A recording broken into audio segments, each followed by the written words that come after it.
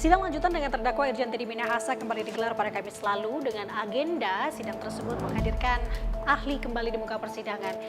Lantas, apalagi yang akan digali oleh kubu Teddy Minahasa dalam perkara ini? Ahli psikologi forensik Reza Indragili Hulu dihadirkan pihak Teddy Minahasa ke muka persidangan sebagai ahli meringankan pada Kamis lalu. Persidangan tersebut pun menarik perhatian, lantaran ahli yang dihadirkan dalam kasus ini merupakan ahli yang dihadirkan di persidangan kasus Verdi Sambo. Yang dimana dari kasus ini, teori yang kembali digaungkan mengenai teori superior order defense, karena dalam kasus ini pun lekat adanya terkait perintah atasan kepada bawahan.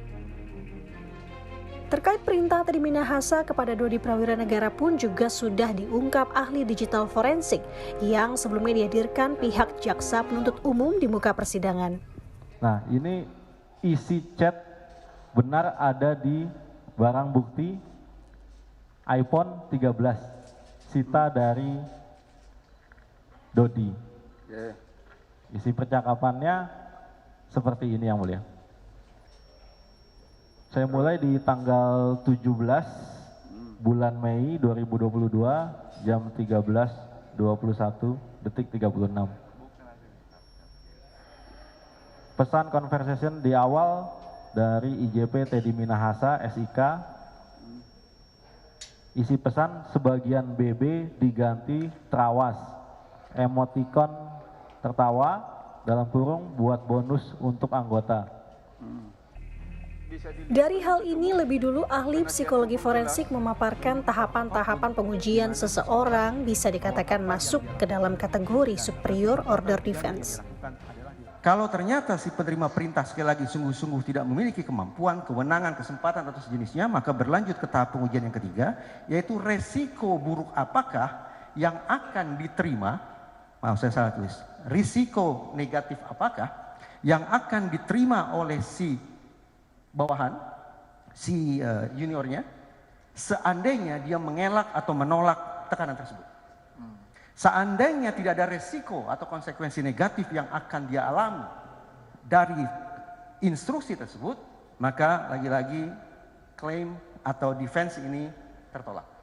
Namun sebaliknya, saya simpulkan, ketika seorang penerima perintah bisa memastikan bahwa dia sudah menerima perintah, termasuk perintah yang salah, dan perintah itu betul-betul ada secara objektif, dan dia tidak memiliki kemampuan ataukah kewenangan ataukah kesempatan ataukah lainnya untuk menghindar atau menolak tekanan tersebut, dan ada resiko yang nyata yang akan sangat buruk menimpa dirinya, maka superior order defense bisa diterima.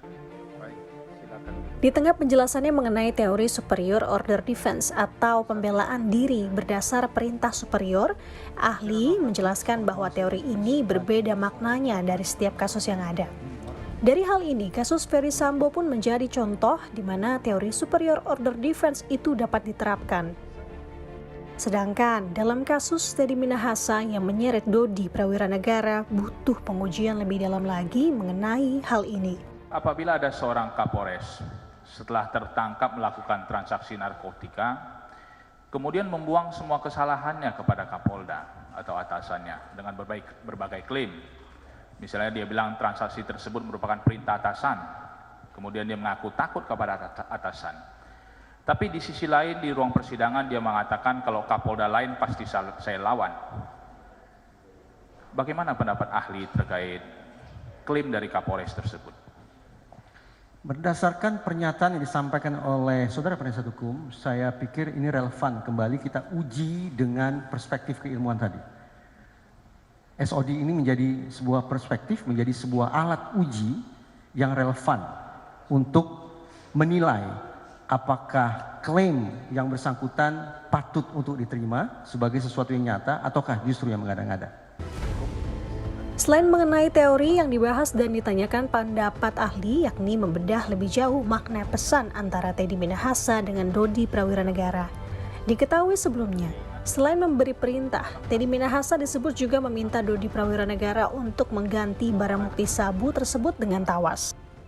Ini saya bayangkan, izin majelis saya bermain dengan asumsi terlebih dahulu. Silakan.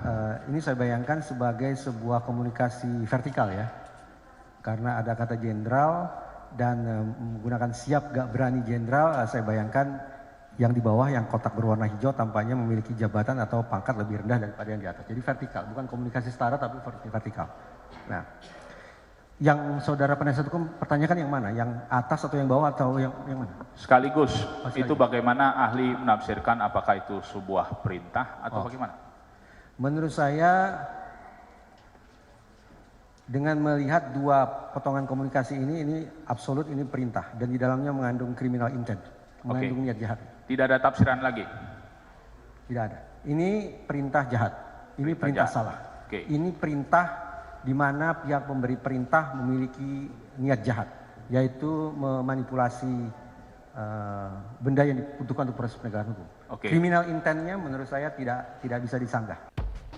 Selain pemaparan ahli tadi, banyak pula fakta baru yang disampaikan Teddy Minahasa ketika dirinya diperiksa sebagai terdakwa di muka persidangan. Salah satunya yang ia jelaskan ialah mengenai motif dirinya yang ingin menjebak Linda atau yang ia kenal dengan Anita Cepu. Di sisi lain, ia juga menerangkan terkait maksud pesan WhatsApp dirinya meminta Dodi menukar sabu dengan tawas. Itu ada disebut ganti sebahagian dengan tawas atau terawas. Nah, ada istilah itu tadi di sana. Siap. Itu benar perintah terdakwa atau terdakwa yang buat? Ya, kalau saudara tadi menyatakan itu narasi, yang membuat itu memang benar saudara? Benar yang mulia. Benar ya. Namun maksudnya bukan suatu perintah untuk menyisihkan sebagian BB dengan itu mungkin saya typo, tetapi maksud saya itu tawas. Saya sendiri tidak terlalu hafal tulisannya. Tapi maksud saudara tawasnya sebenarnya. Maksud saya ya? tawas. Oke, diralat Dan sebelumnya tawas. bonus untuk anggota ditambah emoji orang tertawa. Iya. Demikian yang mulia. Maksud saudara membuat itu apa? Ini kan antara pimpinan yang serius dan bawahan yang serius. Maksud saudara, saya minta saudara jujur sekali. Maksudnya apa itu? Pertama, maksudnya untuk menguji saudara Dodi karena ada kejanggalan perhitungan tadi. Itu latar belakangnya yang mulia. Apakah dia bermain-main atau tidak? Seperti atau sebagaimana narasi yang saya sampaikan tadi. Laju persidangan di bawah kontrol majelis hakim, yang dimana diharapkan dari kasus pengedaran narkotika yang menyeret gerbong Irjen Teddy Minahasa ini dapat rampung di akhir Maret 2023 nanti. Tentu kita akan tunggu dan nantikan apa-apa saja kejutan yang akan terjadi selama persidangan ini masih terus bergulir sampai dengan nanti dijatuhkannya vonis. Nanda Aprilia, Feriska Immanuel, Kompas TV, Jakarta.